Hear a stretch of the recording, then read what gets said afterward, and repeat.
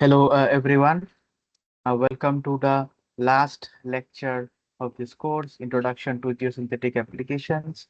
And I hope that you are able to follow the lectures in this course and you are able to understand the basic concepts behind designing with geosynthetics. This is a preliminary level course, introductory course. So we just studied about the basic things. And so again, I will suggest you all to please go through the textbooks so that you can gain more knowledge into it. So today is the final lecture of this course, and in today's course, what we will be doing is that we will be uh, discussing the filtration and the drainage using geosynthetics, and then we will end by discussing a bit about the lineups. Okay, so let us start this session.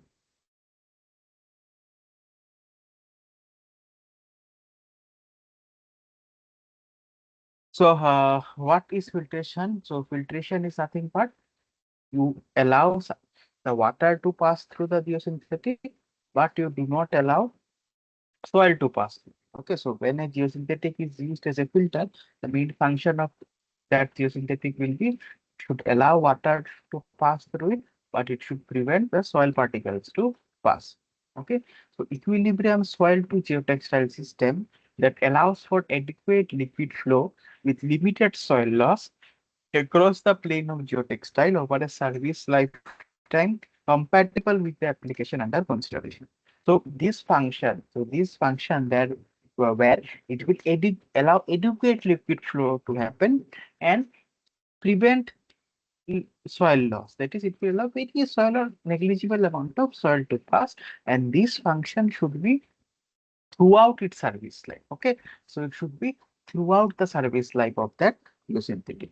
All right, so hence we are writing that allows system that allows for adequate liquid flow with limited soil loss across the plane of the geotextile over a service lifetime compatible with the application under construction. Okay. So now, what are the basic functions of filters? What are the basic functions of filter? So the functions are retain particles of the base soil to be filtered. Yes, we are to retain the particles, avoid piping, allow free flow of water. Okay, upstream of the filter, avoid external clogging, and through the filter, avoid internal clogging. Okay, so when you are using at the upstream of the filter means uh, at the side through which the water is entering the filter, in that side, we need to avoid external clogging, means the soil particles would not clog the pores of the filters. If the soil particles clog the pores of the filter, the what will happen? The water with adequate amount of liquid flow won't be maintained, right? So we have to avoid external clogging. Clogging means the clogging of the pores of the filter due to the soil particles. Then avoid free flow of water through the filter. That means avoid internal clogging. So internal clogging means at the filter thickness, so there should not be internal clogging. Okay. Survive construction and environmental stresses. Functions can be provided by the natural aggregates or by this. The filtration for filter we can use uh, natural aggregates. So aggregates, some graded aggregates we can use. But so since we are starting about geosynthetic, so we'll see how geosynthetic can be used as filter. So mostly we use geotextile. Okay. Important soil parameters that we should know, that is the CU and the CC, the coefficient of uniformity and the coefficient of curvature. So these things we already learned in our basic soil mechanics course. So this is nothing. This is the grain size distribution curve that is shown. So CU is D60 by D10 and CC is D30 square by D10 into D60. Okay, this is just shown for your for this refreshing the memory. Now, water flow from base soil through the filter should not result in loss of fines from the soil. Or if any fine soil particles pass through, they should not clog the filter during the lifetime. Okay, so either you should not allow the soil particle at all to pass through it. Okay, just prevent at the entry only you prevent the passage of soil particles.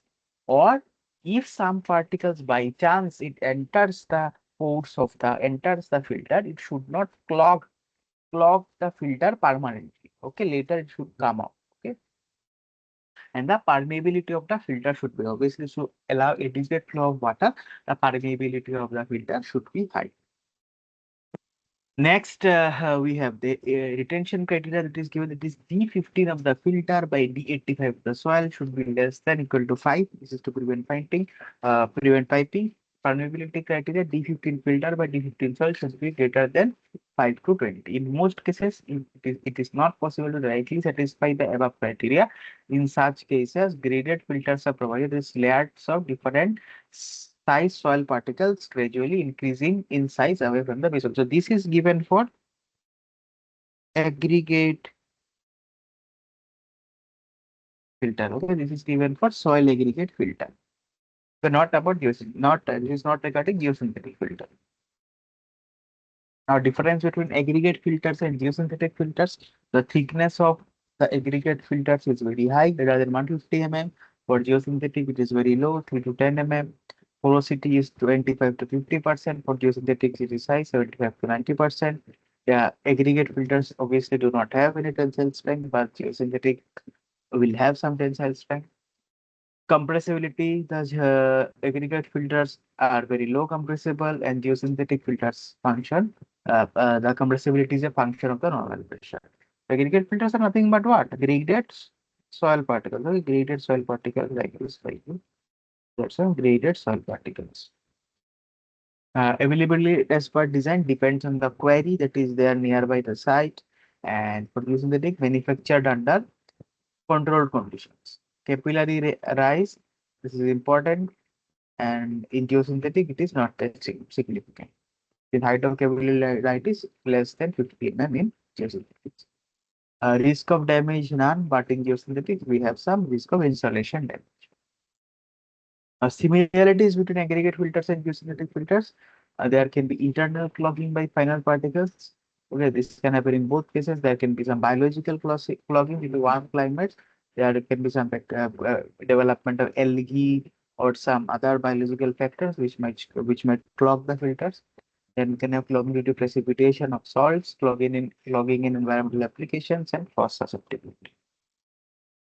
Important property of geotextile required for filter design. So this we already had studied in our initial classes, right? So we have the O90 and O95. So nothing but the apparent opening sizes at O90 and O95. Now, what is clogging? How do you define clogging? Clogging means filling up of the voids in the textile with solid particles progressively until the passage of water is slowed down. So clogging means filling up of the voids in the textile with solid particles progressively until the passage of water is slowed down. Now, clogging reduces the hydraulic conductivity, okay, because we are filling up the voids with soil particles progressively as the water passes, so water flow is slowed down. So clogging reduces the hydraulic conductivity. And what is internal clogging? Internal clogging happens by mineral particles, by precipitation, chemical deposition of particles from salt, iron-laden water, by biological growth in aerobic conditions and wetlands. So this we already discussed, right? These are the various factors. Now, how to select a appropriate geotextile for different kinds of soil. So these are just some generalized criteria. Okay? You cannot use this criteria blindly for anywhere. So for that you have to do some compatibility tests such as the gradient ratio test, which we had discussed initially, if you remember. Okay, so this sees read the ASTM standard for ratio test properly. Okay, so gradient ratio test is very important. So why gradient ratio test is important? Gradient ratio test actually helps us to establish the compatibility between the soil, surrounding soil, and the geosynthetic where that soil geosynthesis has to be applied. Okay, and these criteria that we are discussing now, these are some generalized criteria, but this we cannot use blindly everywhere. Okay, so geotextile selection for granular soil and geotextile for clay soils. So first we have the piping limit, so 90 should be less than D80 of the soil. We have permeability limit.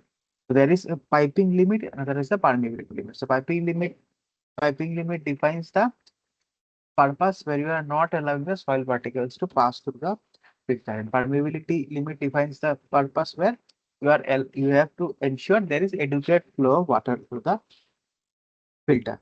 So there is a permeable piping limit, there is a permeable. Now for geotextile for granular soil, we have to assume a minimum water flow rate. So it is given up to a current opening size of 90 less than 75 microns. Flow rate required is 30 liters per meter square per second and 100 mm flow. So these are some various criteria that are okay.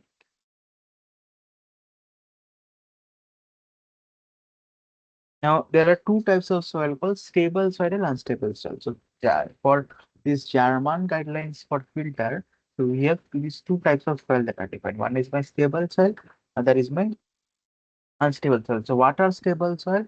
Stable soils are soils with uniform gradation or linearly graded broad gradation. That is well graded soil.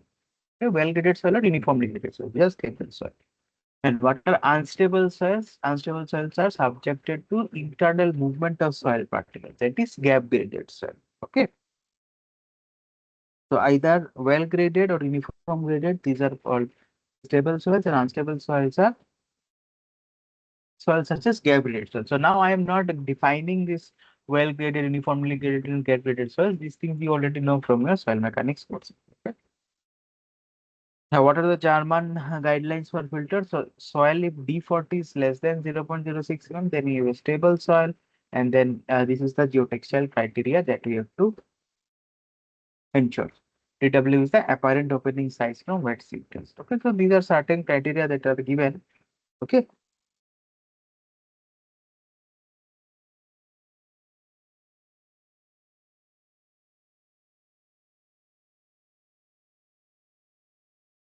Now let us see this for a particular soil. The D10 size is 0.03 mm, D50 size is 0.07 mm, D60 size is 0.09 mm, and D90 size is 0.25 mm. Select a suitable geotextile for as a filter by German method. Okay, so you have to use German method. Right. So what is my D50? So my D50. What is my D50 that is given? My D50 that is given is 0.07. Okay, 0.07. Now, you see one criteria is mentioned here.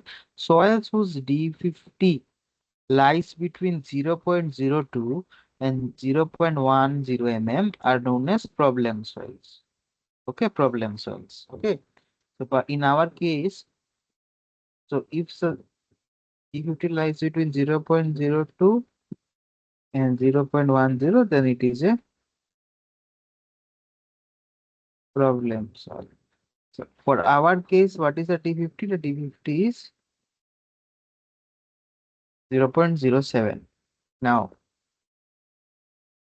U is U60 is CU. Okay, CU I am telling is 0.09 by 0.03 equal to 3. Now for problem soils, okay, problem soil, what we are getting? We are getting my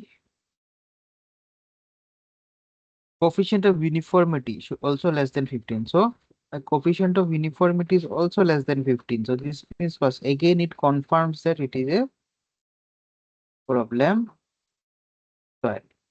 Okay, so now for problem soil, what we have to do? We have to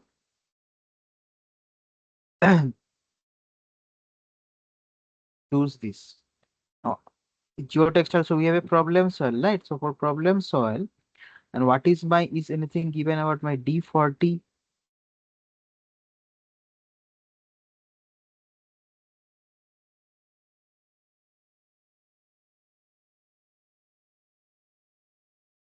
Okay, so what we will do, we will follow this criteria, D40 greater than 0.06. Now my D6, D50 is 0.07, D60 is 0.09. So my D40 should obviously be greater than 0.06. Okay, D40 should be greater than 0.06, right? So now, so you will use this criteria. So my DW less than 5, D10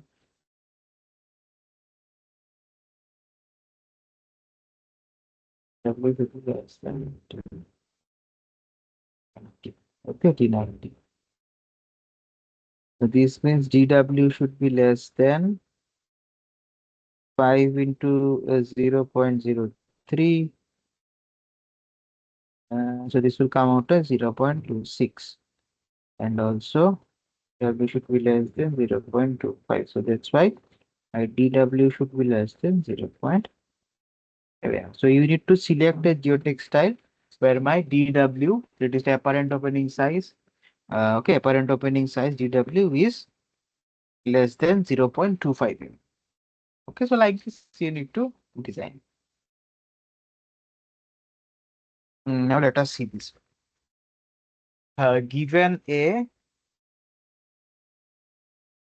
given a 3.5-meter high Gabion wall consisting of three 1 meter by 1 meter by 3 meter long baskets sitting on 0.5 meter by 2 meter by 3 meter long mattress as shown below. So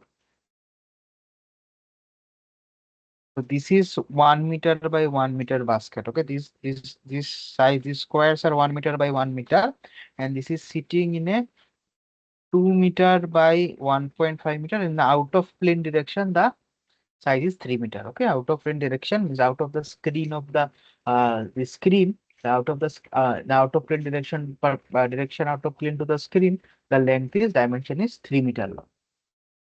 Okay, so given a 3.5 meter high Gabion wall consisting of three 1 meter into 1 meter into 3 meter long baskets sitting on 0.5 meter by 2 meter by 3 meter long mattresses as shown below.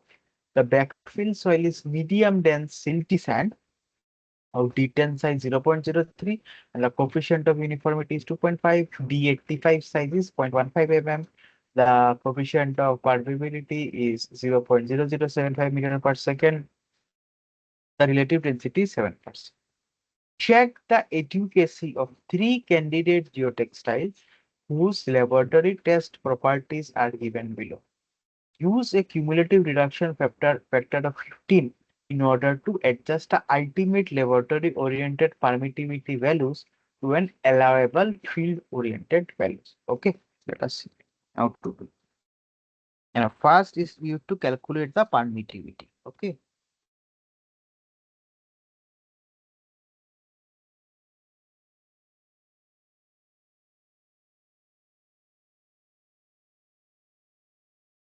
Now what is my Q? AH, number of flow lines by number of equipotential lines. This we know from our seepage chapter in our basic soil mechanics, where we had studied about seepage, where we learned how to draw flow net, right? So from flow nets, how to calculate the flow. From flow nets, you can calculate the flow by Q is equal to KH F by N, where F is the number of flow channels and N is the number of equipotential drops.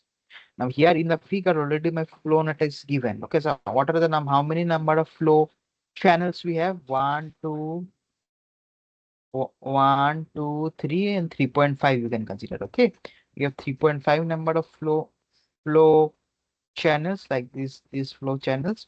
And how many number of potential drops? One, two, uh, sorry, how many number of flow channels we have?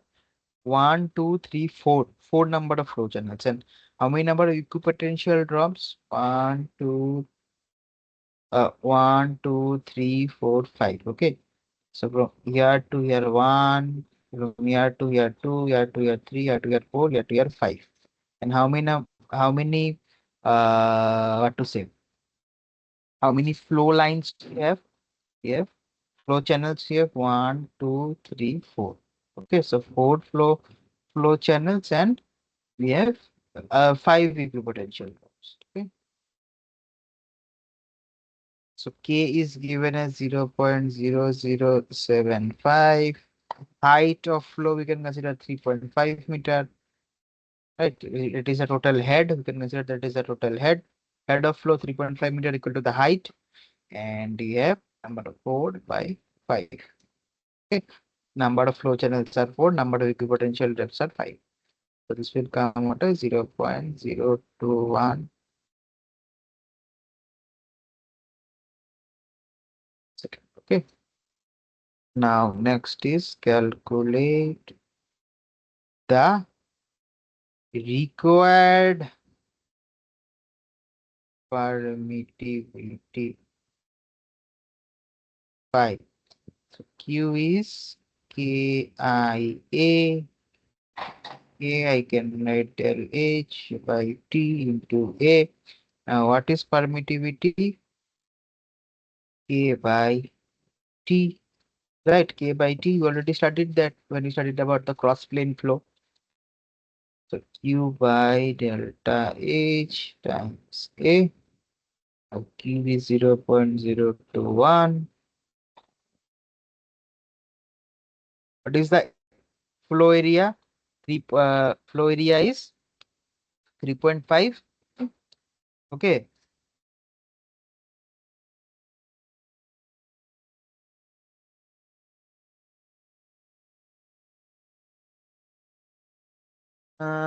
Flow area should be, yeah, 3.5 in the out of plane direction.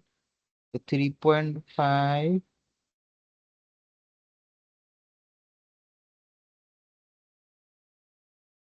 it should be 3.5 times 3. Okay, that's, let me check once.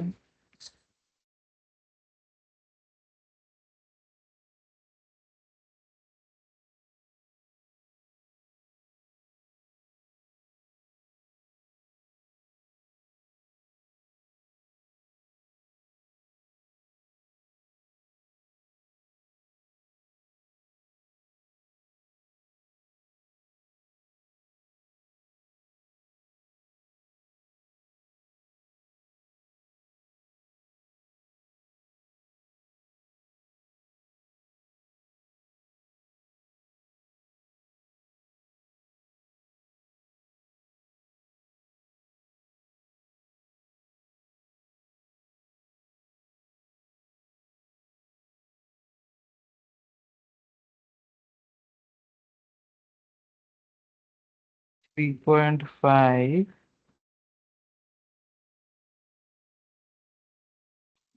1, 2, 3.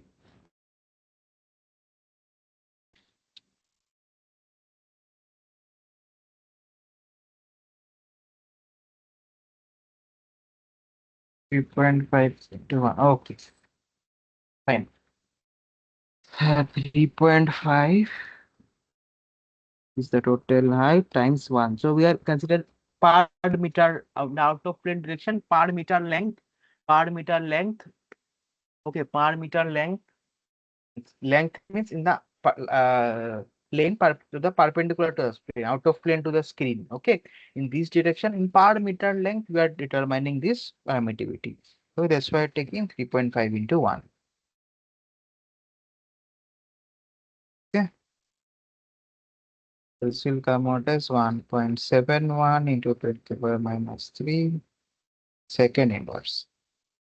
Okay, now there are three candidate geotextile that are given. Okay, three candidate geotextile that are given to us. So geotextile 1, we have y ultimate is 2. Okay, we have geotextile 2, y ultimate, yes, I ultimate is 1.2. In geotextile 3, we have y ultimate as 0.4. Now what we have to do, we need to have LI. How to find the phi level? Phi ultimate by 1 by the reduction factors.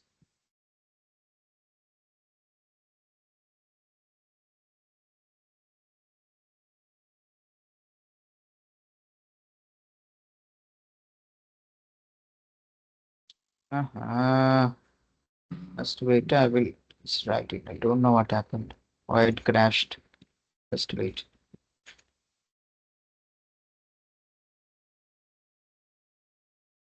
Phi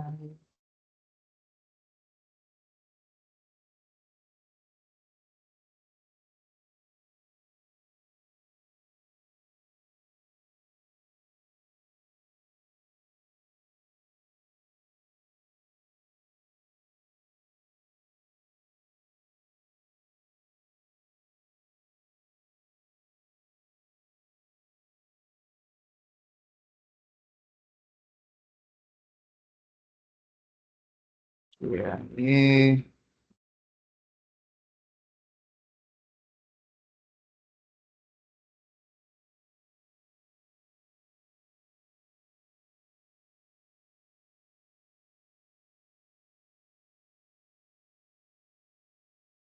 It's the height times the per meter length. Okay, out of plane direction.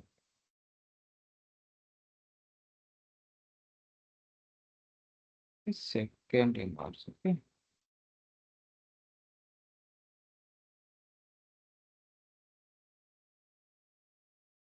Next, as I said, for geotextile one, we have ILT 2,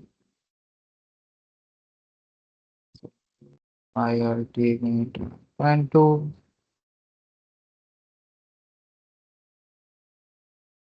0.4. Now, pi allowable, pi ultimate by reduction factor, soil clogging and bonding, reduction factor for creep, reduction factor for intrusion, reduction factor chemical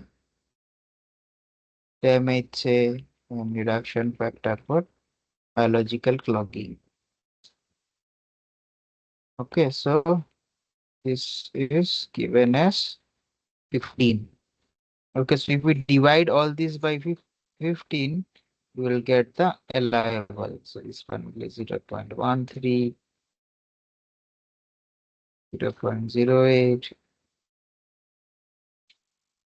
0.027. Then you have to find out the factor of safety, allowable by squared. So level what and what is my required permittivity? 1.71 into 10 to the power minus 3. So if you do this, you will get the factor of safety as for this one you will get 76, for this one you will get 47, for this one you will get 16. So all are acceptable. All geotextile that are given to us, all the geotextile participants, all are acceptable. Okay, so next, this was the what? This was the flow criteria. Okay, this was the flow criteria. It means whether adequately it will allow water to pass or not. This was the flow criteria. My next one is my retention criteria.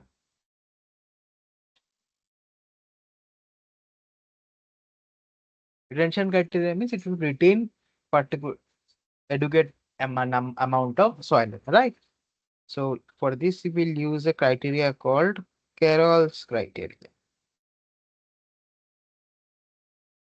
where we have O95 should be less than 2.5 D85 and O95 should be less than, therefore O95 should be less than 2.5 D85.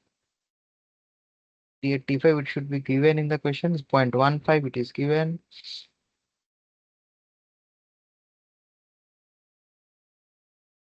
O95 should be less than 0.375 mm. So O95 should be less than 0.375 mm. Now you see O95 here should be less than 375. So both geotextile, these two geotextile are acceptable, right? For these two, this criteria is satisfied. Okay, O95 is 0.6. Hence, candidate geotextile 1 and 3 both are acceptable. Okay, this means this 1, 2, 3. So 1 and 3 both are acceptable.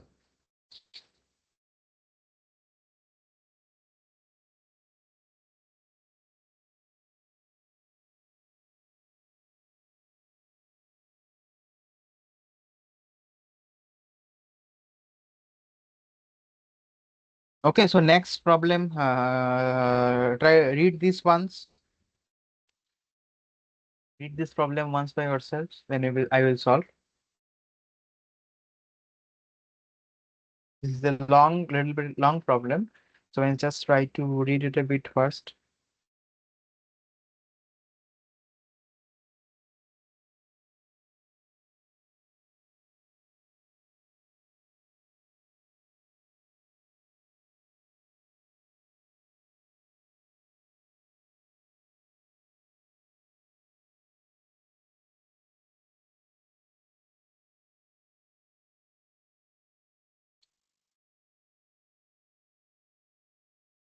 So it is given in the question, design a geotextile filter surrounding an open graded stone aggregate that in turn surrounds a perforated pipe under drain as shown in the sketch below. So this is the pavement. Okay, you have a pavement at the below, you have a stone base below the pavement.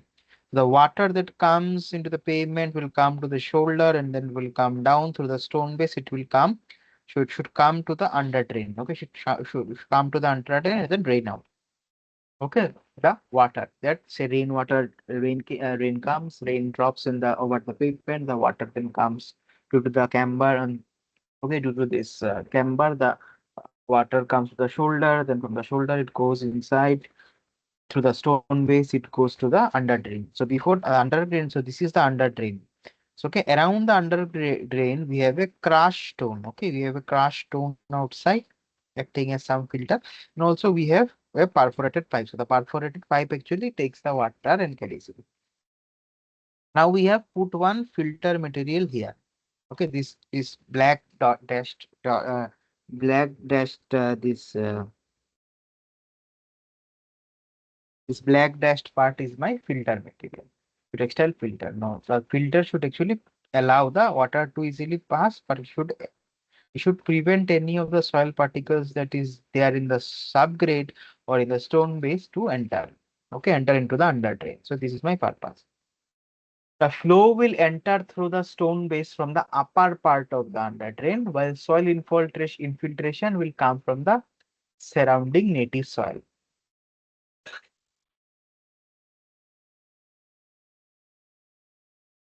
Okay, the soil is a dense, silty soil with relevant properties of 15% non-plastic fines, which EC is equal to coefficient of curvature is 2, coefficient of uniformity is 5, relative density 80%, D50 is 0.035, the permeability is 1 into 10 to the power minus 5, and the geotextile being considered is non-woven needle punched with laboratory tested values of permittivity as 1.5 second inverse and apparent opening size is 0.21. So geotextile properties are given, the surrounding soil properties are given. Okay.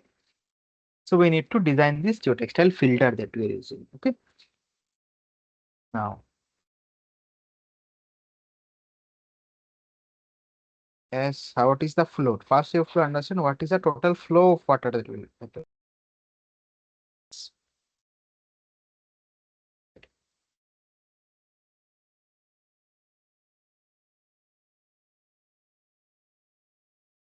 As per CD Graham. So CD Graham is one of the researchers. Okay.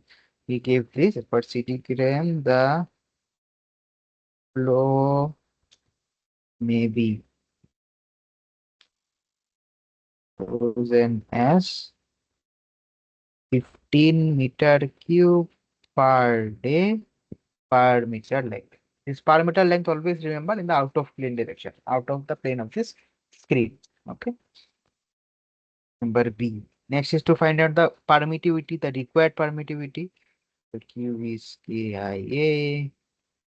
So this filtration we are dealing with my what cross plane flow. Okay, that's why we are determining permittivity. Thickness into area by is Q by P is Q by delta H into A. So Q is 15 delta H. Now what is the height head of the flow? So the flow will be happening from where? From here to here. So head of flow we can consider 450 mm. That is 0.45. Okay, times the area. Now the Now the water enters from where? From the top, from this portion the water is entering. So when we calculate the area, it should be 0.3 meter, 0.3 meter times 1. So 0.3 means because 300 mm, okay? And 1 is nothing again out of plane direction. So 0.3 times 1. So this one will come out as,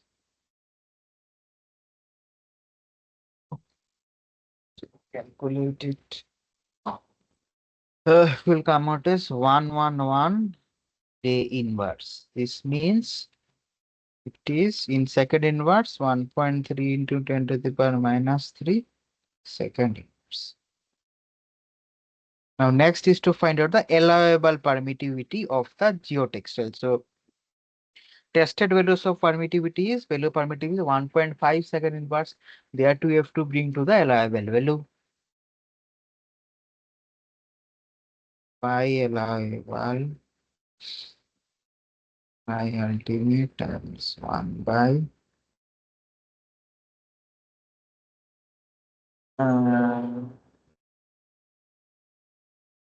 soil clogging bonding. So read the book that I suggested to you. Okay, then everything will be clear. Reduction factor intrusion, reduction factor chemical clogging, and reduction factor biological clogging. Okay, just give me a second.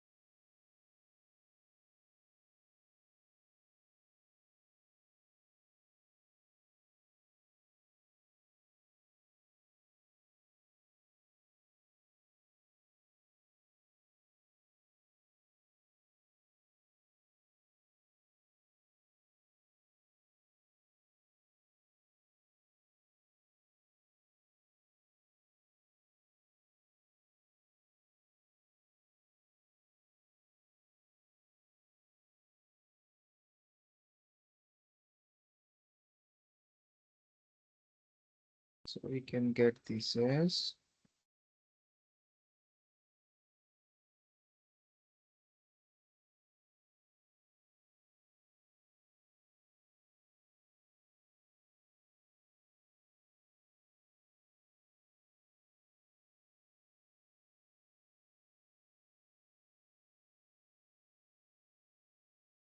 a factor of safety flow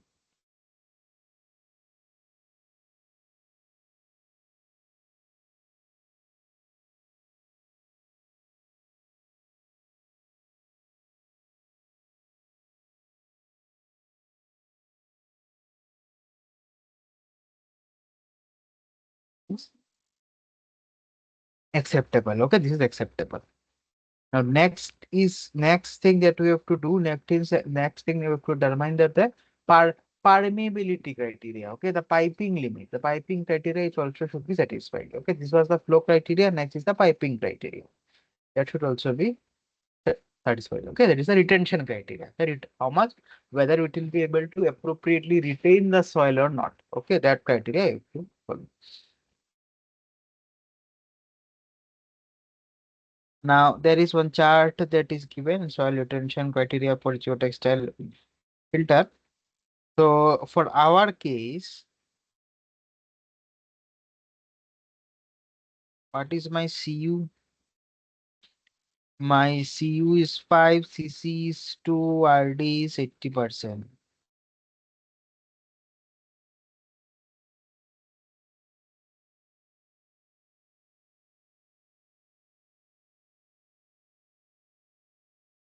RD is 80%, right? So 80%. means it is a dense, right? And Cu is 5.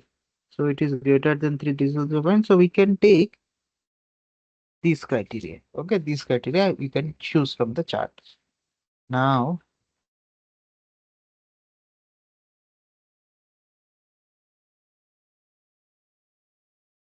O95 required should be less than 18 by Cu times D50. That is, it should be less than 18 by 5 times 0.035. 0.1267. The O95 of the geosynthetic that we are geotextile or geotextile that we are using should be less than 0.126 mm. But in our case, what is the O95?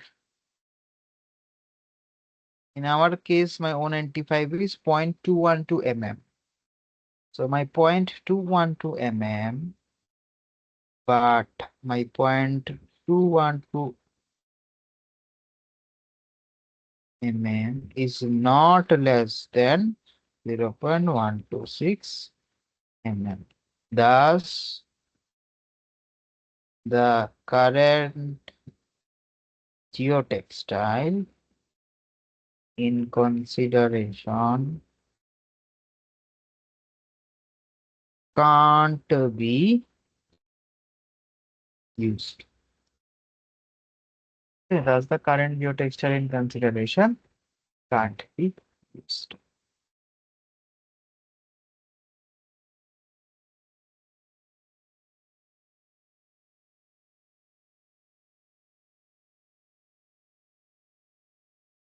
So, okay, so these were some easy problems that we solved regarding my filtration. So filtration means there are two criteria. One is the flow criteria, and the next one is my retention criteria. So if a geosynthetic to be used as a filter should have to satisfy both these criteria, the flow criteria as well as my retention criteria. Okay. Next we have the drainage. Okay, so drainage means what? Drainage means what? Drainage means the geosynthetic that you are using that should be able to easily allow in plane flow of water. So the water or the fluid should easily flow through the plane of the geosynthetic. Okay, geosynthetic. So that is my in plane flow. So drainage, whenever we talk about drainage, we refer to the in plane flow. Whenever we talk about filtration, we consider cross plane flow. Okay, cross plane flow. Okay, this cross plane flow. Whenever we talk about drainage, we consider in plane flow. Okay, in plane flow. But whenever we talk about drainage, it is about the in plane flow. Whenever we talk about filtration, it is about the cross plane flow. Understood? Filtration means cross plane flow. Drainage means in plane flow. Okay, drainage means in plane flow. So what happens when say we have a pavement, rain is happening. So if we place a geosynthetic drain layer at the bottom of the subgrade, what will happen? There will be some water might enter, then it will come to the geosynthetic drain, then it will flow through the geosynthetic drain towards the and drain out to the under drains or side drains. Okay, this is one of the most easiest applications of geosynthetics as a drainage material. Okay, now let us see some more applications of pavement edge drains, interceptor trenches on slopes, drainage behind abutments and retaining walls. So, if a retaining wall, okay, so that we do not have a water hydrostatic water pressure behind the retaining wall. We have to allow proper drainage of that water, right? So, we have to use generally use a geotextile. Okay, geotextile is a drainage material at the interface of the retaining wall in the soil backfill, right? That we already saw before. So drainage behind abutments, retaining walls, relief of water pressure on buried structures, substitute for conventional drains, leachate collection and gas venting, drainage mats in horizontal application, that is roofing, PVDs for accelerated consolidation that we already studied, A leachate collection and gas venting means, so say in a in a landfill you are using. In a landfill, we'll see that when you study about liners a bit, we'll just see a bit of that. So when you're using it in case of land in landfills, okay, so this geoscientific can be used as a drain to collect the leachate. Leachate means the liquid material that comes out from the waste. Okay, that leachate it can collect and it can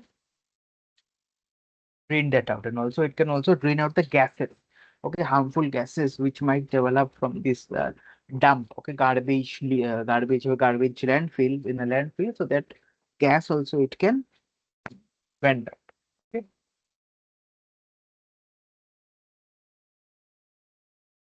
A typical types of pore that aid drainage. So these are the different types of pores of geosynthetic material that aid drainage, that help drainage. Steep three-dimensional webs or mats, an extruded set of intersecting reefs, that is geonets.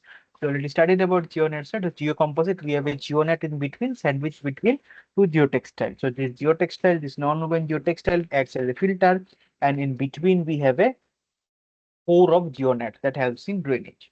Then you have single or double cuspated sheet, raised knobs or columns from a deformed sheet. You have three-dimensional boxes, trusses, and networks, all those things we have.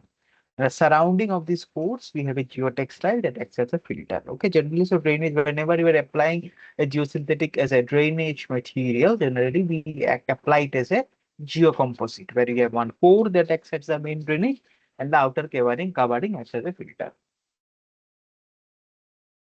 Okay, so obviously we studied this before, right? So in plane drainage capacity is the one that actually there is the properties that determine the drainage capacity of any geosynthetic. There is the in plane flow. Okay, and the thing that we need to determine here is my transmissivity theta. Okay, transmissivity theta.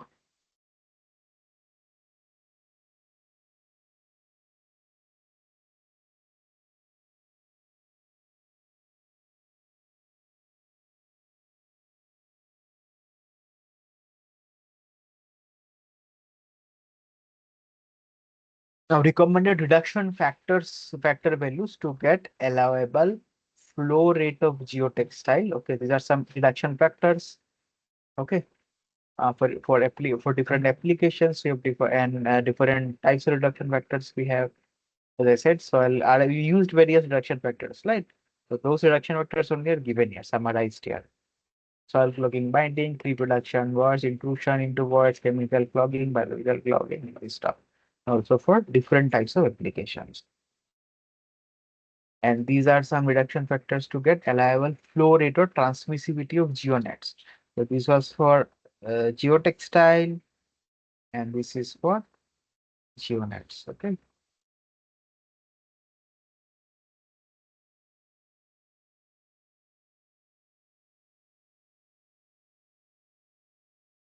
Now let us see this problem. A 10-meter high zoned earth dam is to be used as irrigation reservoir with a cross section as shown below. A geotextile is being considered behind the clay core wall as a chimney drain and the drainage gallery.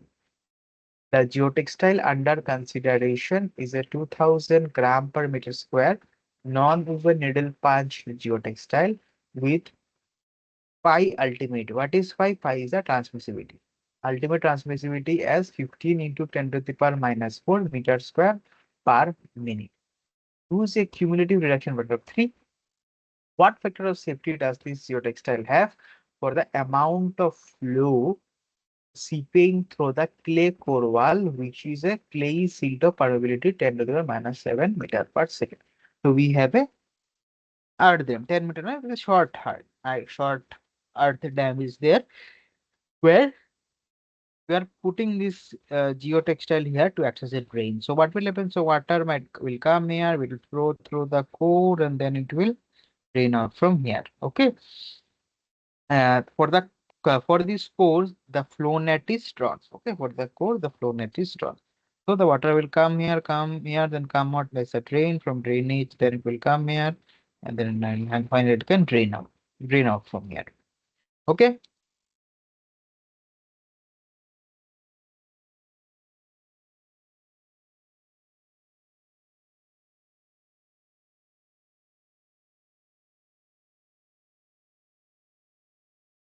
Now, the first thing that we will determine is the flow taking place.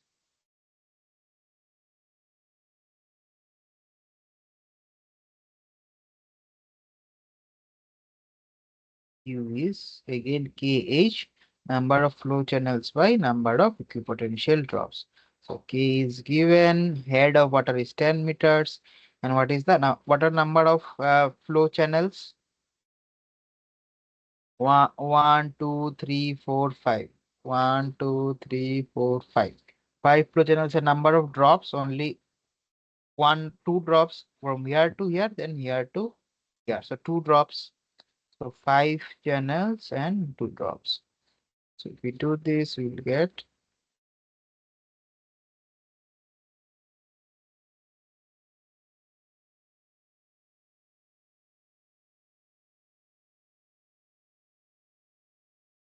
a minute. Okay, next is my gradient of flow. My gradient of flow I. Okay, so this is given as 75 degree. All right, so I can write my gradient of flow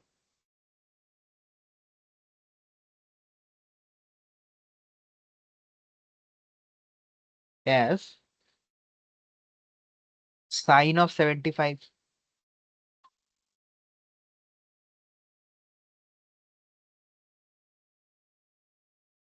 because say this like this, right? This is 75, 75 degree.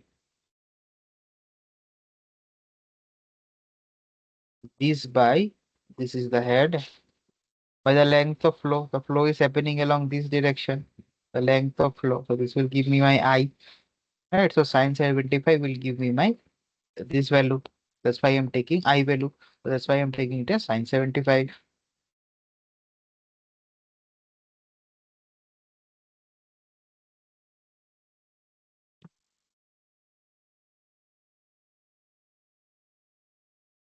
So this will come out as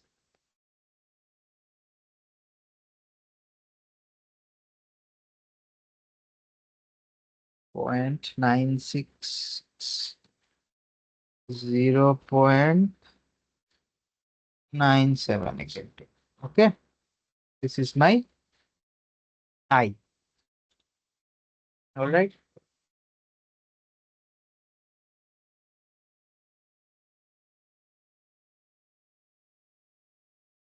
Now the flow is Q I A. A is width time the thickness. Right. So I can write KT times I into W. Now Y required is equal to KT is equal to by I into W.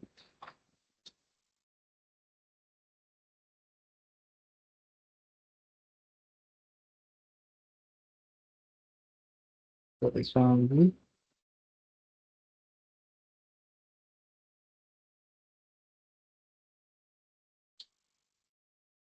okay. This one is my phi required.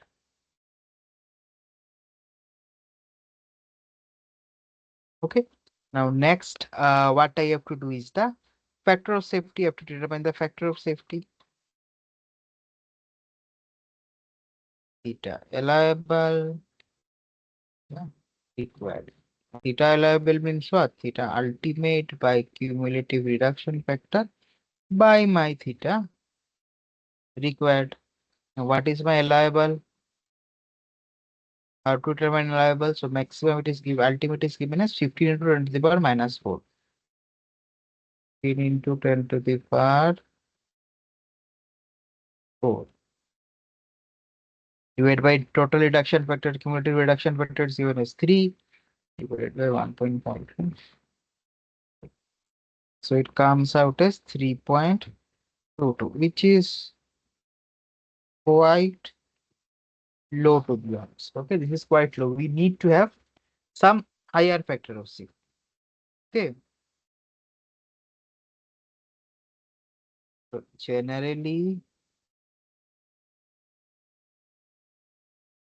we need factor of safety between 5 to 10.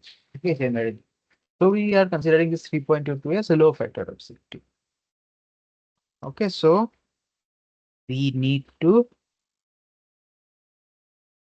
use the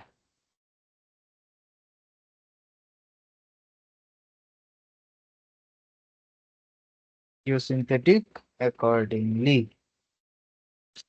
Okay, we need to choose the geosynthetic accordingly. And after we do this, we have to do the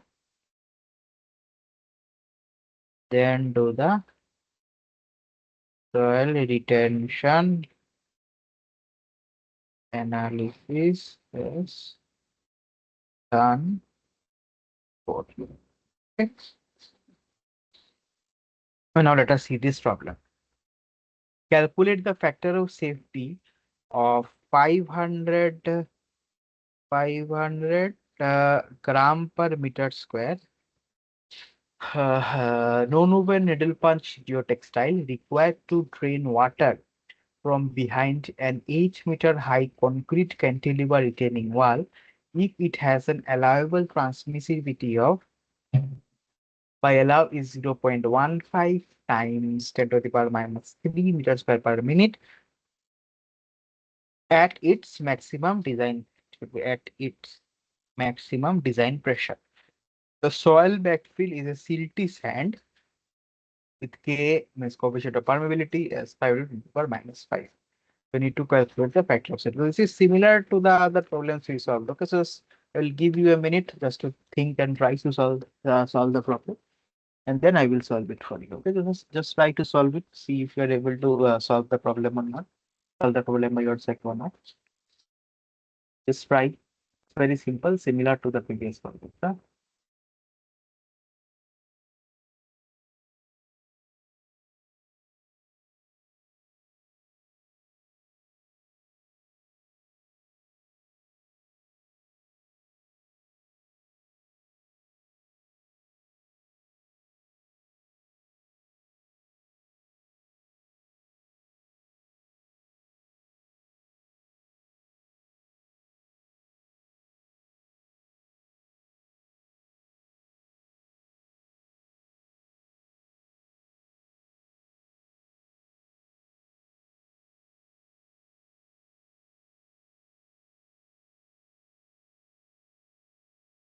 Try to think.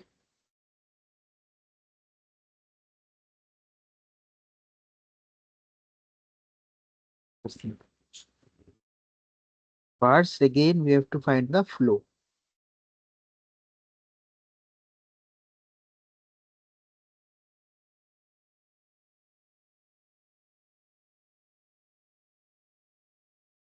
It is given.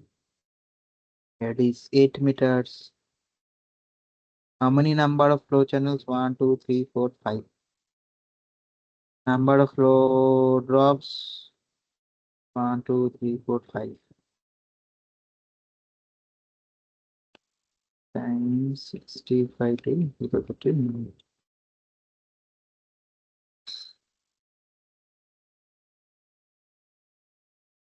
Okay. Then what is my I?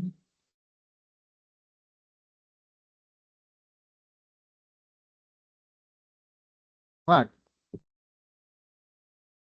8 by 8 means sin 90. Maybe sin 91. Okay. Next, I have to find out the transmissivity.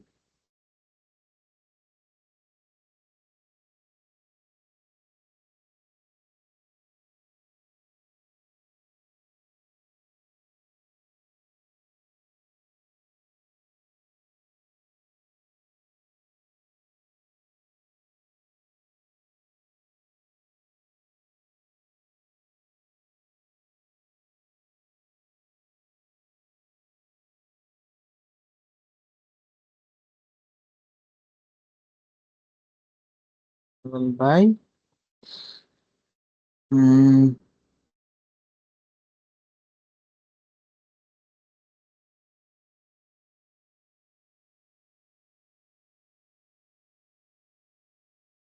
required. So 0.15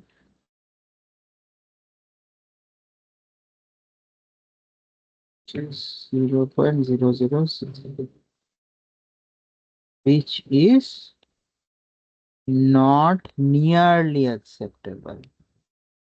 Okay, it's not even nearly acceptable. Alright, so we need to choose some different geotextile, okay, with some different properties. Alright. Alright, so I will go to the next problem.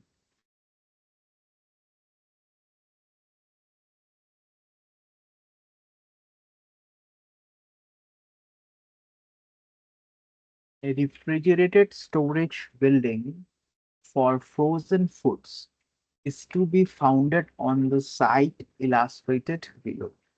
A capillary break beneath the building's foundation, having a geotextile, is being considered as a solution. Will a 700 gram per meter square non-woven needle punch geotextile having an allowable transmissivity of 0.0007 meters square per minute at 25 kPa normal stress be adequate if required recursive speed? Given upward flow rate of water is 2.7 into 10 to the power minus 5. So here we have a frozen food storage building that is there, and at the bottom we have the groundwater table. So it is seen that there is some capillary rise of water. So now if this water that is rising up due to the capillarity reaches near to this frozen food storage building, what will happen? So this building is very cold, right? So this building is very cold. So when the water reaches near to the building, that water in the vicinity of that building will also freeze. And if this water freezes, it is going to expand. We know ice is more dense, ice is low density in water, so ice it will expand. So when it expands, it is going to disturb the structure. So there will be some structure. It might cause some cracks in the structure. It might cause some settlements in the foundation. So many things might happen. Okay, many things might happen. So to prevent this, what we can do is that we can construct this geotextile drainage system combined with an under drain. Okay, so we put a geotextile, okay, geotextile like this, we put at 5% slope connected to under drain, so that whenever the water that is rising up with the capillarity, it reaches this level, it can easily go and drain out. And we can prevent the water from reaching near to the vicinity of the frozen food storage building.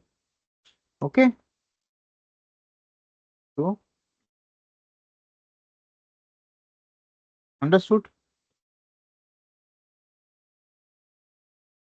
So different properties are given, so we need to solve the problem. Same problem now. So the flow, upward flow rate, it's given to you.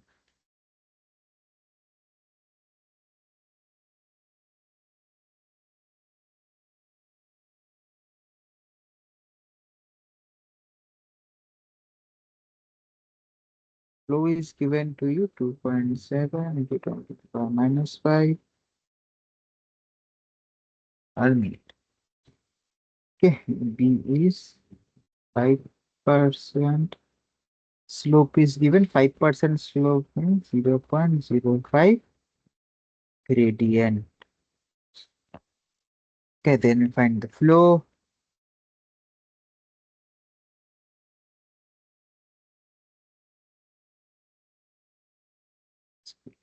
T is equal to this 2.7 become 5. 0.05 is I times 1. So this will come out as 5.4 times 20 to the power minus 4 third square per minute. Okay, now better safety theta required. What is the allowable? It is given 0.00070 is the required 5.4 to 20 to the minus 2. So it comes out as 1.3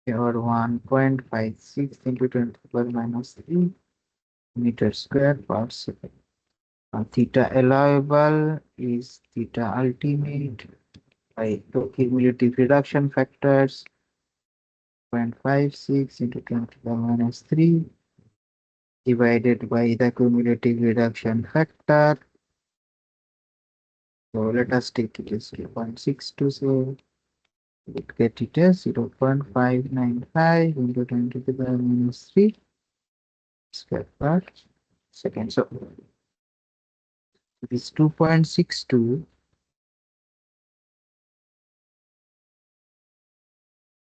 Uh,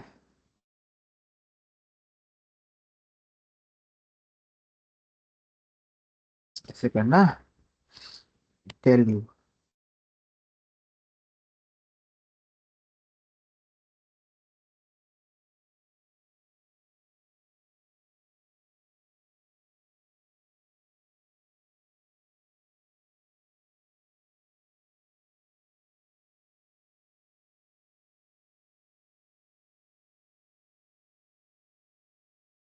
Just some average value we are taking, this reduction factor. We are taking some, where did it go? Approximate value we are taking. Okay, so what you can do, you can choose the values from this curve. Okay, you can take some random some values and then you can multiply. Okay, use this table for that purpose.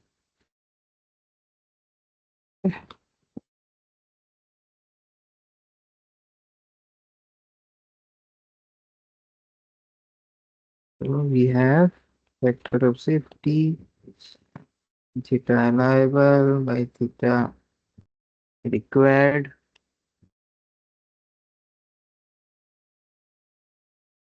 Theta required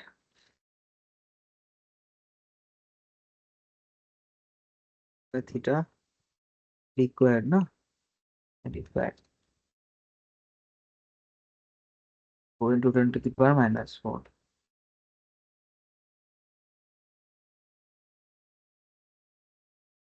is 1.548, which is marginally acceptable. Okay, not that good. Marginally acceptable.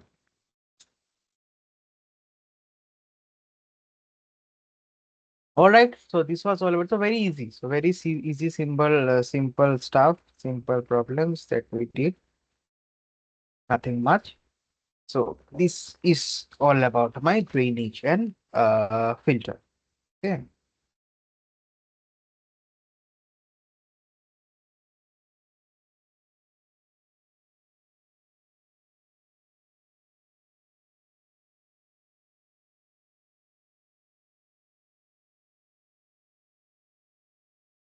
Next, what we will do, we will study the basics of this liners a bit, and then we will end the session. Okay, and the class we won't go into much deep because if you want to study everything in, if you go into this detail, it will take say 2 hours more. Okay, 2 to 3 hours more. Okay, so maybe if we conduct some one more course in the future. Okay, continuation of this course, say we consider conduct part 2 of this course. At that time we can discuss more about these things. Okay. So for liners, okay. So a landfill is an engineered depression in the ground to dispose of different types of waste. So we have made, say, a big hole in the ground. Okay, tank like thing you have created, you have excavated out the soil from that place, and you have created a depression in the ground. That engineered depression, which is used to dispose different types of waste. It can be industrial waste, it can be a municipal solid waste. Okay, it can be anything. So different kind of waste. So that engineered depression in the ground to dispose of different kinds of waste is known as a landfill. Now these are constructed with impermeable linings to prevent any leachate from migrating into the ground. So this depression in the ground is a lined. Okay, here, these are lined. with a liner system. Okay, generally geomembranes or geosynthetic clay liners are used. Okay, geomembranes or geosynthetic clay liners are generally used for this purpose. So this the soil here is lined with this geosynthetic clay liners or geomembranes. So what does this do? So these actually prevent the liquid material which is generated from this waste to enter into the soil, to seep into the soil. It prevents it. It does not allow the liquid material to enter into the soil. Okay, so these are constructed with impermeable lining. So impermeable lining generally geomembrane or geosynthetic clay liner to prevent any leachate from migrating into the ground. Landfills are given a cap after they are completed and filled with the waste. After the filling is completed, completely filled, after a liner is 100, after a landfill is 100% filled, we design a cover system. So this design of cover system is also very important. We design a cover system to cover it up. So we discussed about drainage a while back, right? So what happens? There is a possibility that to prevent build up of leachate here. So what we do, we build up some drainage system. We build up some drainage system. We put some other geosynthetic such as geotextile, and we allow the leachate to drain out into some under drains, or there might be some gas build up here. So gas build up also we build some geosynthetic drainage path, and when they allow the gas to safely vent out. Okay, those things also we design.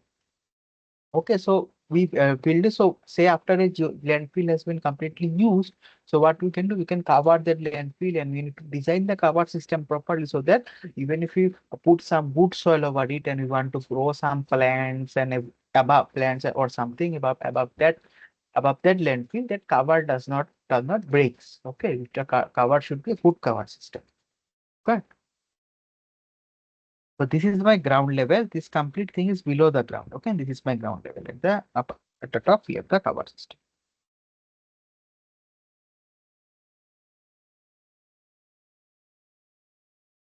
So why do you need covers for landfills? Usually the landfills are spread over several hectares of land. Okay, usually the landfills are spread over several, they take a huge amount of area. So we know that nowadays, so how scarce land is, good land, there is high scarcity of land, especially in big cities, there are scarcity of land, so we cannot waste land area, right? So that's why what we do, if a landfill is completely filled up, we build a good cover system, and then we can dump food soil over it so that we can reutilize that land area again. Okay, so usually the landfills are spread over several hectares of land. The area of our landfills can be reclaimed by covering it in a scientific manner, not just simple covering. It should be covered in a scientific manner to prevent the ingress of rainfall or any surface water from infiltrating into the landfill, to preclude the formation of unsightly scenes and release of odor, bird minutes, etc. So why do we need covers? One is to reuse the land, okay, to reclaim the land. We need to cover it. Second is to prevent the entry of rainwater or surface water from getting into the landfill. Okay, to prevent the entry of surface water or rainwater, we have to cover it up. And the third is to prevent unsightly scenes. Say if we keep a landfill having municipal solid waste open landfill, we keep a landfill open, then birds such as the vultures and all, they might eat, and they might make a mess of that area, right? And there will be odor also, bad smell will come, all those. Okay.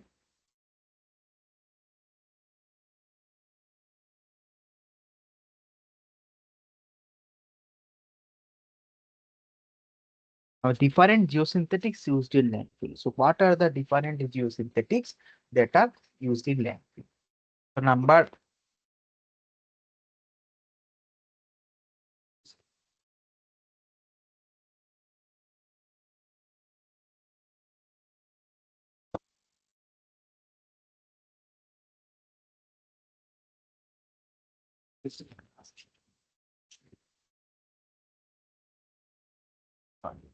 so what are the different geosynthetics that are used in landfills?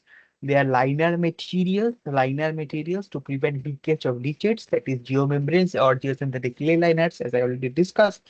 The liner materials that are used then to reinforce the slope.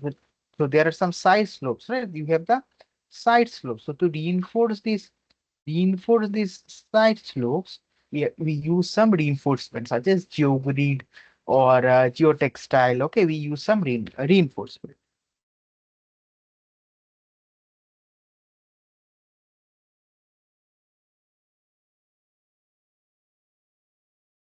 Just a second.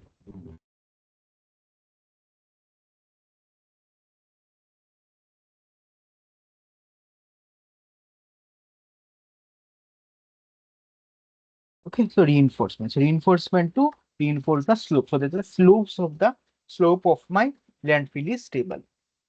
Then I also talked about this drainage. Drainage why? To lead the leachate in a controlled manner. We okay to exit to vent out the leachate, to drain out the leachate. Geonets and geotextile use. Then protection prevent damage to geomembrane. Okay, so in the sides we have the geomembrane that is put. Okay, so geomembrane is actually covered using thick nonwoven geotextile so that the geomembrane that is used as a liner that remains safe. Okay, there is no damage to the geomembrane. And then we have the collection of leachate and gases. Okay, that also we do. Now, typical cross section is shown here. You can see we have a clay liner, say clay liner here. Then we have a geotextile cushion, geotextile filter. Okay, then again geotextile cushion. We have a geonet here placed. Okay, on the side also we have a primary geomembrane, secondary geomembrane, geotextile filter, geonet. Okay, then we have gas band, geomembrane cover layer, you have clay, geocomposite rain. Okay, all these can.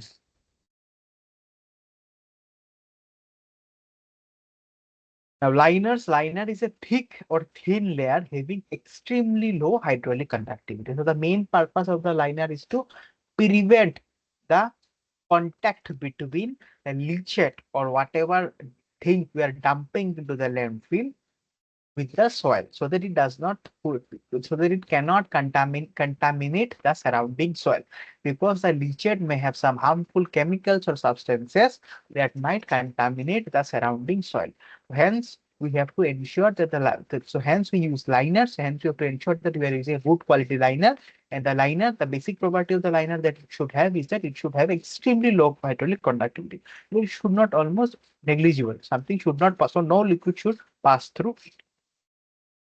Then we have compacted clay liners that have permeability less than 10 to the power minus 9. So we have just compacted clays that we're using. We have HTP high density polyethylene or polyvinyl chloride geomembrane there, 2 to 3 mm thick. Or we have geosynthetic clay liners consisting of bentonite sandwiched between two geotextile layers. We also saw the picture of a geosynthetic clay liner in our first class. Okay, in the first lecture, if you remember, we saw the picture of a geosynthetic clay liner, right? There can be single layer system, double layer system, double liner system. There are various types of configuration that are available. So what is single liner system? Single compacted clay layer with or without a geomembrane layer, generally used for municipal solid waste. Okay, single liner system are generally used for municipal solid waste. Okay, that is the how waste that is generated at our household. Okay, so generally for that we can use a single liner system. Now, double liner systems is formed of two layers of compacted clay liner separated by a drainage layer and a geomembrane layers for storage of toxic waste. So toxic waste, the industrial waste or other toxic waste, for storage of such waste, we have to use double liner system. Okay, geomembrane cannot be a complete replacement as a liner material. So with the geomembrane, we have to use some clay liners also. So these are some lining system that is shown to you. Okay, single liner and double liner system. So we have the waste, then we have a leachate collection system that is there. Then we have a compacted clay liner. Then we have a subsoil. The single composite liner system for hazardous waste given by Ministry of Environmental Forest 2000. And then we also have a double liner system. So we have a primary hazardous waste that is there. Then we have a primary leachate collection system. Then we have a HDPE membrane, 1.5 mm thick. Then we have a primary composite liner. Okay, then we have a secondary leachate collection system. Then again we have a HDPE membrane. Then we have a secondary composite liner, which is a then we have a subsoil. Okay, so these are the various section. This is the section of a single line system or double line system. Now, required properties of geometry. So we studied about the previous properties of geotextile geogrill. So now let us look at some of the properties of geomembranes. Okay, some of the properties of geomembrane. So physical. So we have thickness, density, melt flow index, weight, water vapor transmission, solvent vapor transmission, all those things. Some of the properties we will see in the next slide. And mechanical properties, we have tensile strength, seam behavior, tear resistance, impact resistance, functional resistance, friction, stress caking, all these things. Some of these you can already, we are able to visualize now. We should be able to visualize what are the properties, because so that's why I'm not going into detail. So you should read the books and get the detailed information by yourself. Yep. Then we have endurance. Endurance by means resistance against ultraviolet. Then we have radioactive. Then we have biological, chemical, then thermal degradation and synergistic effect. Okay. So excuse me.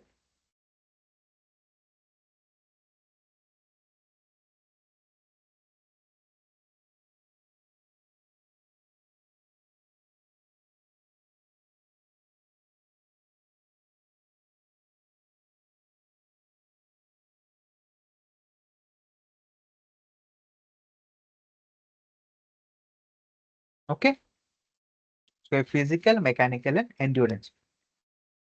All right. Okay. Excuse me. Then what are the various tests that are required? First, we have the tensile strength, tensile strength test. Then you have thickness test. Thickness, we need to find out the dimensional stability, mass per unit area, soil permeability, all those things. Then we have for the soil, we need to find out the optimum moisture content, maximum dry density, permeability, all those things we need to determine. Okay, so now thickness of the geomembrane, you can see an expression is there. So calculation of the thickness of the geomembrane is also very important. So this is given here. You can see T thickness equal to sigma into n, tan delta U plus tan delta L by sigma allowable by cos beta minus sin beta into tan delta. So just you can see what is tan sigma and particle pressure applied on the geomembrane, allowable stress of the membrane, settlement angle, mobilization tensile force of membrane, mobilization distance, interface angle of the geometry between upper and lower material. So this is how we have to determine thickness of the membrane. So this analysis I won't be discussing in this course because it needs some more time for the discussion. So we are going to ignore this. We are not going to discuss this thing now. But what I suggest you that you go through the textbook that I suggested to you. In the textbook, you read everything. Everything is given they are very properly, very nicely. So you'll be able to understand it. Okay. If you don't have, if you find any problem, if you have any problem in understanding, please feel to contact me. I will more than happy to help you out. And yeah, so that's why. So as since we have very less time, we won't be discussing this. But it will take much, it will take around at least 2 hours to discuss everything in detail for this thing. So we will be skipping it for this course. So in future, if we conduct one more course, then we have part two of this course, then we can discuss these things in detail at that time. But in the meanwhile, I will suggest that you please go through the book by yourself and read this portion if you want. Okay. Now let us discuss some properties. Okay, so one property is the water vapor transmission test. So water vapor transmission test, this actually gives us how much water is able to how much water vapor how much water is able to vaporize and pass out through the liner of the geomembrane. Okay, liner generally it is geomembrane. So how much water vapor is transmission can happen through the geomembrane. This property gives us this. So we have a controlled apparatus that is there, where we put some water in a small container and we seal it with a geomembrane. Then as the time passes, weight of the we measure the weight of my that container. Okay, so as time will pass, the water will vaporize and it will pass out through the geomembrane. So water the weight of my this kind of weight of the water in the container will reduce, and that we have to measure. Okay, this will give us the water vapor transmission. Now this water vapor transmission, so this is carried out in this chamber that is shown here, and the relative humidity and all those things are actually adjusted, controlled. So water vapor transmission is given by G into 24 by T into A. G is the weight change in grams. T is the time interval in hours. A is the area of the specimen. So we can get we will get water vapor is gram per meter square day. So T you can put in day also. Okay. Then we have one more property called permeance. Permeance is water vapor transmission divided by delta P. And what is delta P? Delta P is the what vapor pressure difference across the membrane. Okay, across the membrane. Okay, inside and outside in the outside environment, what is the vapor pressure difference?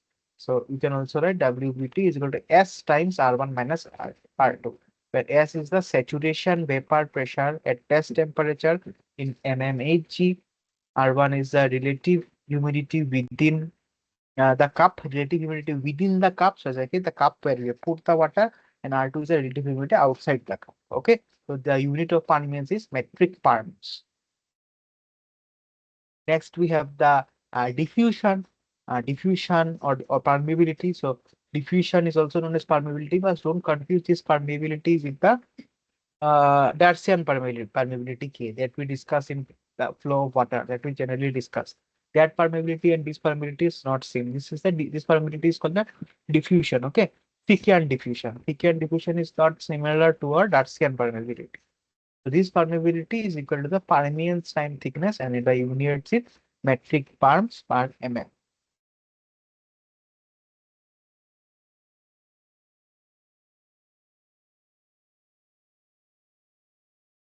So now let us see this.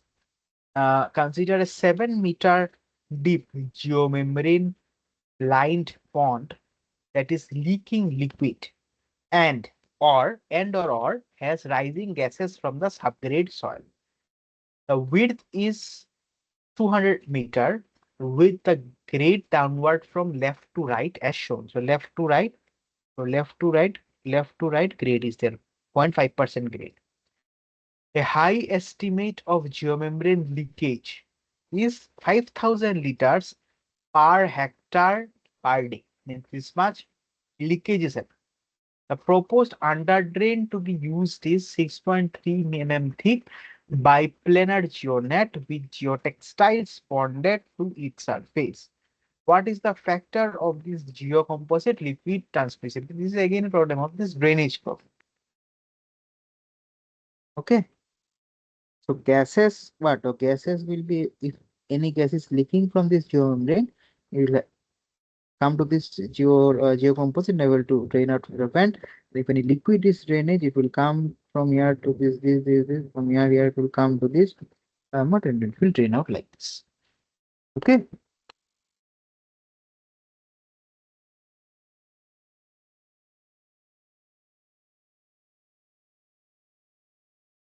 Now the flow that is given to you is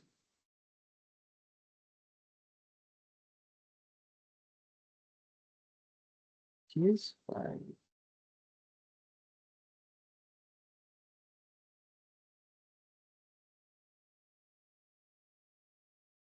0.0005 times 200 times 1.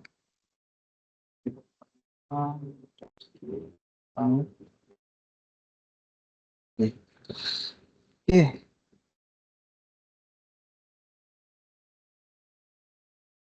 Okay, so width is 200, so 200 into 1. Okay, so this is equal to 6.9 into 10 to the power minus 5. Now my slope is 0.5%, 0.005, excuse me, I. Now, Q is KIA.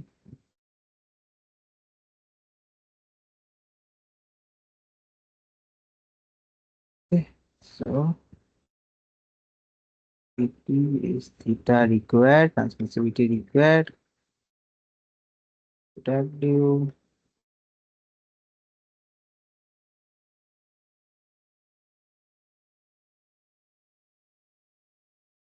0.0139 meters. Now vertical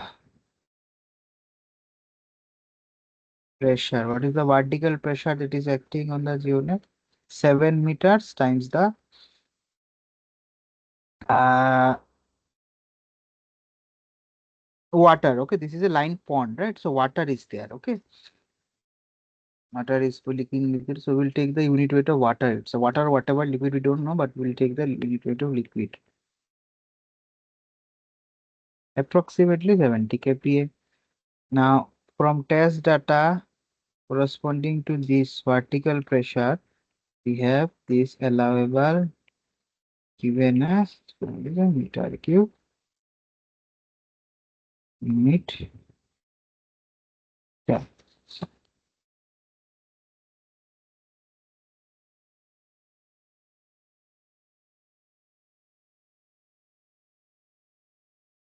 0.05012 and okay, which is fine.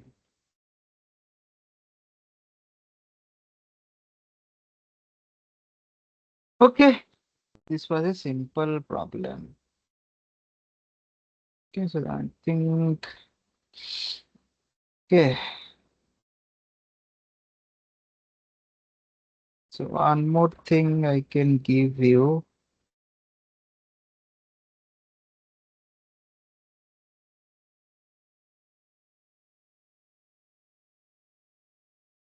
Give you is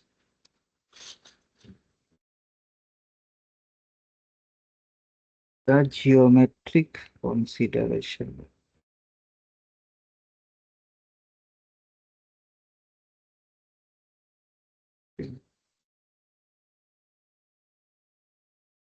Since we have some time, I will just write it.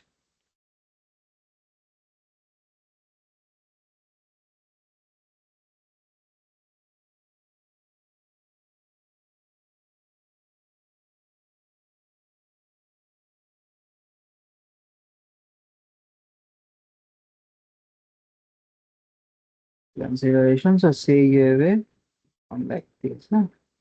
You are making a landfill like this. You have this slope as the edge. Okay, this slope you have like this. So what is the volume?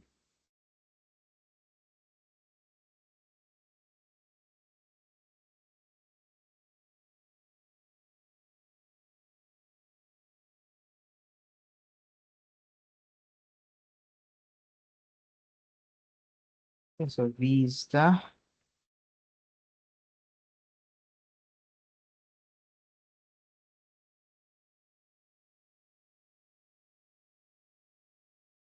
average, yeah, width at ground surface, length at ground surface. S is the slope ratio. So H to E. Okay, let me write it in different views. Will get confused.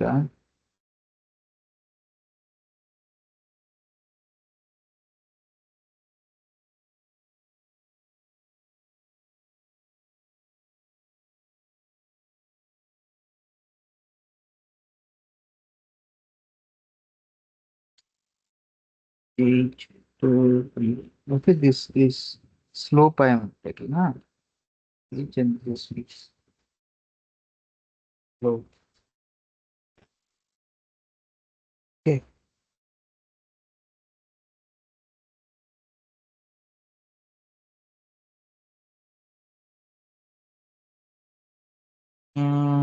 What more can we discuss? I can give you this problem you can solve. Question: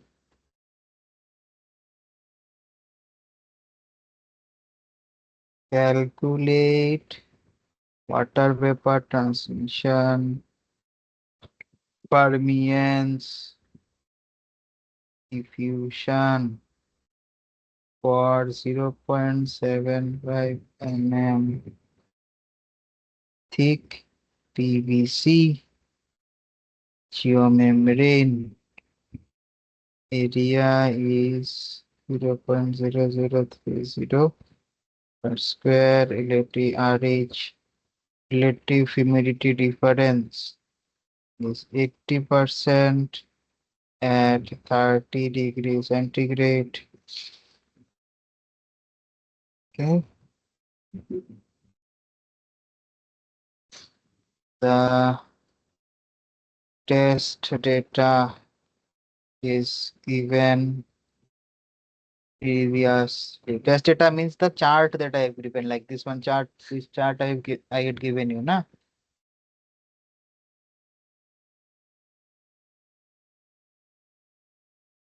This one. So this is my test data that I'm talking about.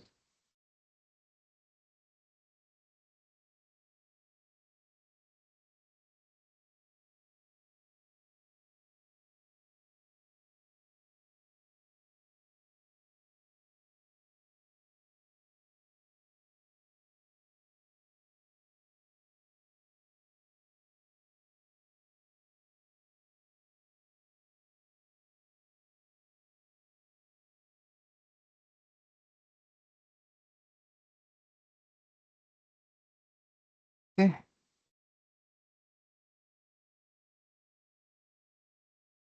Now water vapor transmission is given by 0.216 times 24 by 40 into 24 into 0.0030. The amount is 1.80 gram per meter square. Okay. Permeance is 1.80 divided by 32 times 0.80. The amount is 0.0703 metric tons. Okay.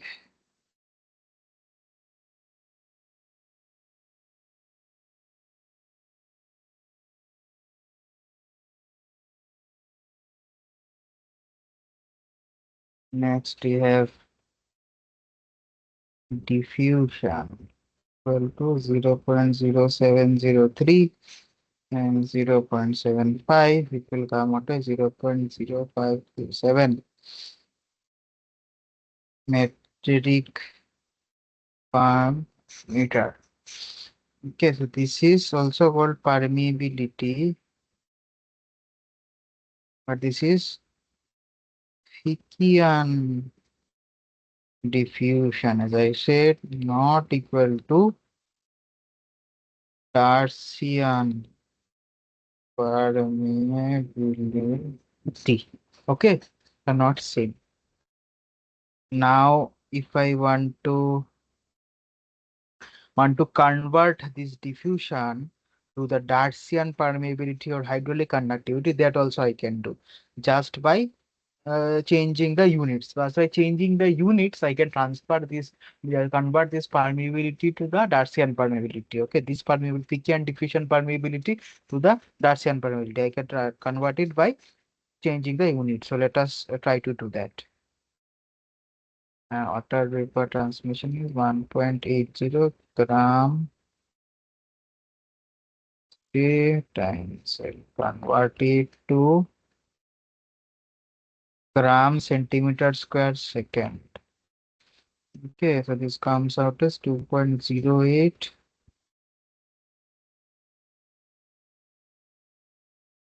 second. Next, we have Permians. Permians is 2.08 into 10 to the power minus 9, 32 into 0.8. So this will be 0.812 into 10 to the power minus 10 gram by centimeters second mmHg, means millimeter of mercury. This unit, okay. Permeability is equal to 0.812 times 10 to the power minus 10 into 0.075.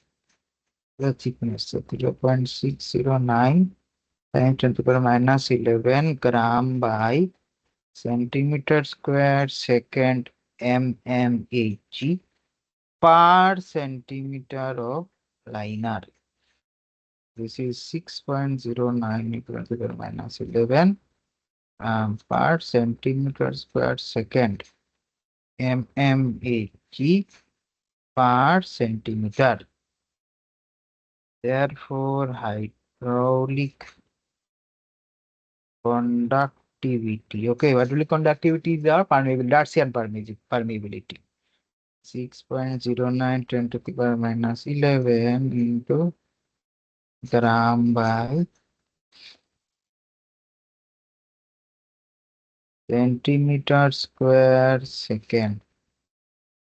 cmHg by cm liner times 13.6 water by mercury.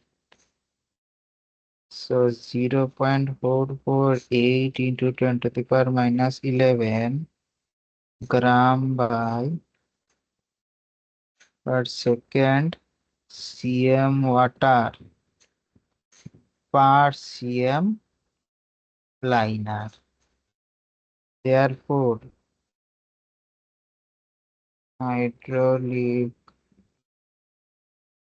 conductivity is equal to 0.448 times 10 to the power minus 11 gram by centimeter square second cm water by cm liner times 1.0 gram by centimeter cube. Therefore, hydraulic conductivity K is 0.5 into 10 to the power minus 11 per second. So from diffusion we came to hydraulic conductivity. Okay, this is my Darcian permeability or hydraulic conductivity. Okay,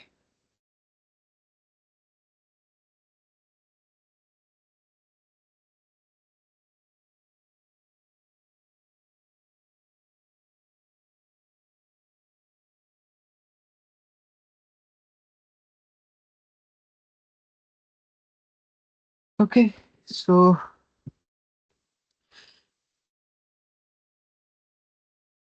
okay, so I hope you understood. So let us just revise what we studied. So first we studied about the filtration. Right, we studied about the filtration. What are the different properties of the filter that we have to have? Right. Then we solved some problems which deal with the cross-fail permeability, that is the permittivity psi. Okay, that is required for filtration purposes that we solve. Right. So there is a flow criteria and retention criteria, both has to be satisfied by the candidate geosynthetic. Only then we can use that as a filter. Then we learned about drainage, what are the different types of code that are available to us. Okay. Then we solve some problem with drainage where we use the transmissivity. Okay, we use the transmissivity theta. All right. Okay. Then we learned about liners. What is a landfill? Why is a landfill used? What are the different types of liner that are used? Okay. Okay, all these things we studied and you saw what is a single liner system, double liner system, what are the different parts of a single liner system, double liner system.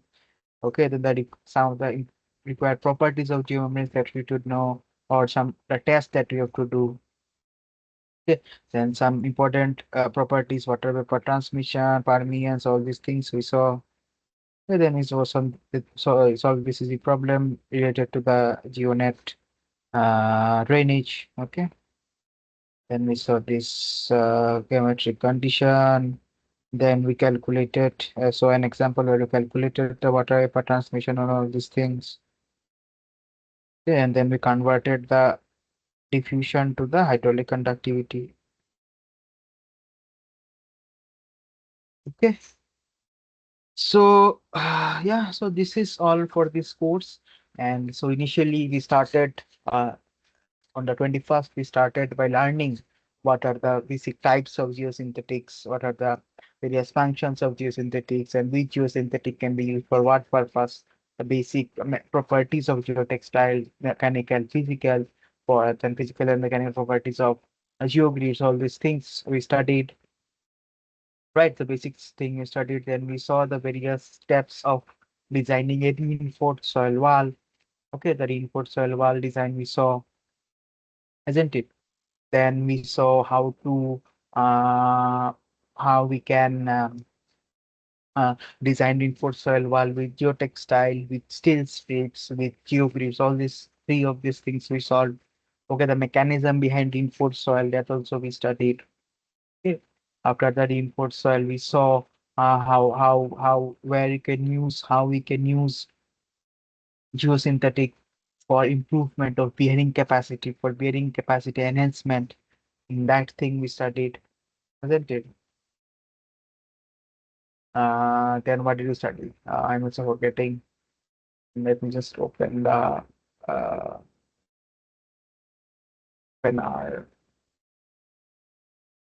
file. Uh,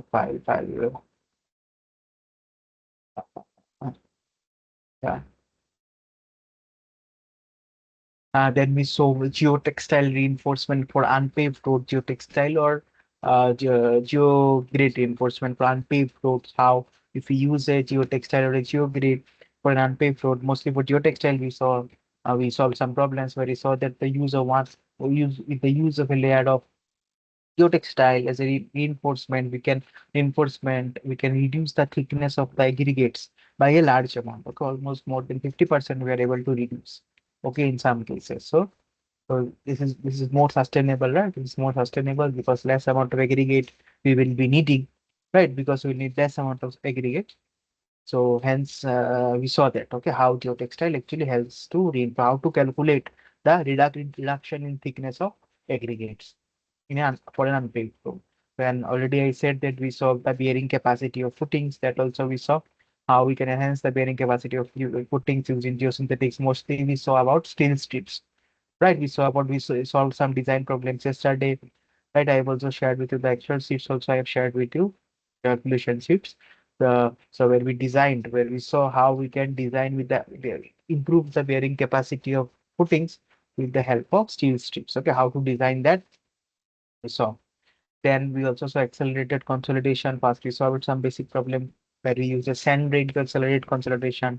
Then we saw how we can use PVDs to accelerate consolidation and how to solve that problem, how to design, how to determine the spacing and the arrangement for the PVDs that we saw. And finally, today we studied about this filtration and drainage using geosynthetics. Okay. Filtration using geotextile mostly, drainage using geonets or geotextile mostly. So, and then we finally studied a little bit about the liners. Okay. Finally, we studied a little bit about the liners, what are landfills,